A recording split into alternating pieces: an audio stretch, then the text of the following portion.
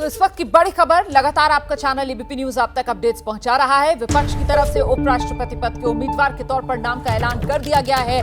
Margaret Alva विपक्ष ने उपराष्ट्रपति के तौर पर अपना उम्मीदवार बनाया है। तो मार्गरेट आल्वा को विपक्ष ने अपना उपराष्ट्रपति पद के लिए उम्मीदवार बनाया है। संयुक्त उम्मीदवार विपक्ष की, जिसमें कुल 19 जो ऑपोजिशन पार्टीज हैं एक तरीके से, वो साथ आई हैं। कुछ ही देर पहले इसको लेकर जब विपक्ष की तरफ से संयुक्त प्रेस कॉन्फ्रेंस की गई तो एनसीपी प्रमुख शरद पवार, उनकी तरफ से जानकारी दी गई कि 17 ऑपोजिशन पार्टीज ने तो मार्गरेट आल्वा के नाम पर मोहर लगा दी है। 2 ऑपोजिशन पार्टीज जो पहले ही ये सहमति जता चुकी थीं कि वो उपराष्ट्रपति चुनाव में विपक्ष के उम्मीदवार का ही साथ देंगी, उनसे मार्गरेट आल्वा के नाम पर सीधे सीधे बातचीत नहीं हुई है, लेकिन कंसेंट उनका भी पहले से विपक्षी दलों के साथ ही है। और ये 2 दल हैं, टीएमसी और आम आदमी पार्टी। तो कौन है मार्गरेट आल्वा, ये भी जान लीजिए। कांग्रेस की नेता हैं, पेशे से वकील हैं मार्गरेट आल्वा। कर्नाटक के मैंगलोर में जन्मी हैं। 2009 से 2012 तक राजस्थान की पहली महिला राज्यपाल रहने का गौरव उन्हें हासिल है। 1974 से 2004 तक 5 बार सांसद रही हैं मार्गरेट आल्वा।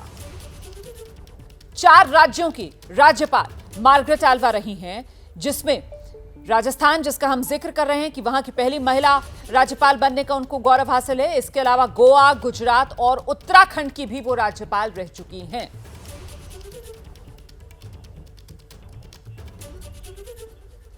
और इसी पर चर्चा करने के लिए इस वक्त मेरे 4 सहयोगी मौजूद हैं हमारे साथ एबीपी न्यूज पर। आप देख सकते हैं आशीष कुमार सिंह, विकास भदौरिया, जैनेंद्र और रविकांत हमारे साथ मौजूद हैं। सबसे पहले आपको लेकर चलते हैं आशीष कुमार सिंह के पास और समझते हैं आशीष कुमार सिंह से संयुक्त उम्मीदवार के तौर पर विपक्ष की तरफ से मार्गरेट आल्वा के नाम के ऐलान का मतलब क्या है। आशीष,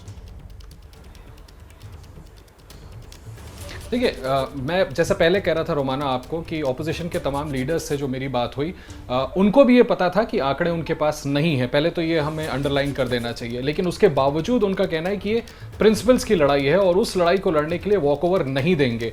और इस वजह से ये बड़ी चुनौती थी उनके सामने कि जगदीप धनखड़ जैसे मंजे हुए राजनेता के सामने आखिर किसको फील्ड किया जाए, कम से कम चुनौती होते हुए नजर आए। इस वजह से एक ऐसी नेत्री को चुना गया है जो कि कांग्रेस की वरिष्ठतम नेताओं में से एक रही हैं। रिच उनका पॉलिटिकल हिस्ट्री रहा है, निश्चित तौर पर महिला हैं, साउथ इंडिया से आती हैं।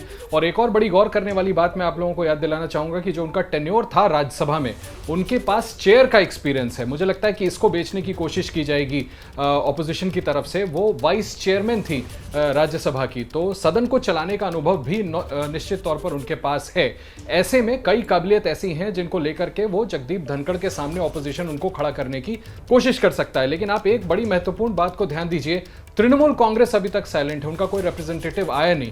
तो ये कुछ ऐसी बड़ी महत्वपूर्ण बातें, राजनीतिक चुनौतियां इनके सामने खड़ी हैं, जो उनके सामने न्यूमेरिकली भी, नंबर्स के मुताबिक भी कमजोर विकेट पे खड़ा कर देता है। बिल्कुल, आप जो सवाल उठा रहे हैं, क्योंकि जैनेंद्र वहीं पर मौजूद थे जहां पर ये प्रेस कॉन्फ्रेंस विपक्ष की तरफ से की गई है, जरा जैनेंद्र से ये समझने की कोशिश करते हैं। मुझे लगता है जैनेंद्र अभी बात कर रहे हैं शायद सीताराम येचुरी से। जी जैनेंद्र, किया था नाम यार रोमाना, हम लोग सीताराम येचुरी से ये समझने की कोशिश कर रहे हैं कि आखिर टीएमसी का जब समर्थन का दावा किया जा रहा है तो टीएमसी के कोई प्रतिनिधि क्यों नहीं आए।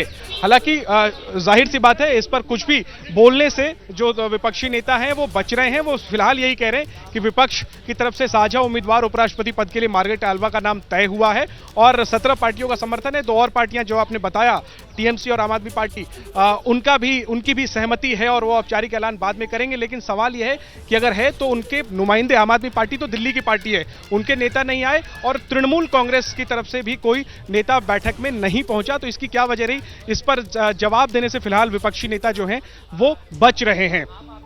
बिल्कुल, रहिए आप मेरे साथ, लौटेंगे आपके पास, सीधे आपको लेकर चलते हैं। विकास भदौरिया इस वक्त हमारे साथ मौजूद है। विकास, आंकड़ों के हिसाब से अगर देखा जाए तो इस नंबर गेम में जाहिर सी बात है एनडीए के उम्मीदवार साफ तौर पर बाजी मारते हुए नजर आते हैं, लेकिन क्योंकि ये लड़ाई सिद्धांतों की और विपक्ष की तरफ से साफ कर दिया गया था कि साहब वॉक ओवर नहीं देंगे, ऐसे में मार्गरेट आल्वा की उम्मीदवारी के बाद किस तरीके से पूरा चुनाव दिलचस्प होता हुआ नजर आ रहा है। देखिए बिल्कुल, जैसा कि आशीष बता रहे थे कि आंकड़े उनके पक्ष में नहीं है, तो दिलचस्पी सिर्फ इतने में रहेगी कि विपक्ष कम से कम ना टूटे। और वो जिस तरह से राष्ट्रपति के चुनाव में विपक्ष टूटता नजर आ रहा है, शिवसेना ने समर्थन की घोषणा कर दी है, टीएमसी अभी तक मौन है, वाईएसआर कांग्रेस ने राष्ट्रपति उम्मीदवार को समर्थन की घोषणा कर दी है, बीजू जनता दल ने घोषणा कर दी है। तो कोशिश ये होगी समूचे विपक्ष की कि विपक्ष कम से कम उपराष्ट्रपति के चुनाव में एक साथ हो जाए, एक प्लेटफॉर्म पर आ जाए, ताकि अगली लड़ाई के लिए वो तैयार हो सकें और यहाँ पर जो छोटे मोटे मतभेद हैं उनको दूर कर सकें। तो कोशिश यही है, इसमें कोई दो राय नहीं है कि आंकड़े जो है वो सरकार के साथ हैं। उपराष्ट्रपति को एक तरह से जीतना तय है, लेकिन उसके बावजूद जो साझा विपक्ष है उसकी कोशिश है कि सबको एक साथ रखा जा सके। हालांकि अभी टीएमसी की चुप्पी जो है वो काफ़ी चौंकाने वाली है, लेकिन वो राष्ट्रपति चुनाव के लिए होनी चाहिए। उपराष्ट्रपति चुनाव के लिए उसकी चुप्पी अब तक क्यों है, ये समझना होगा।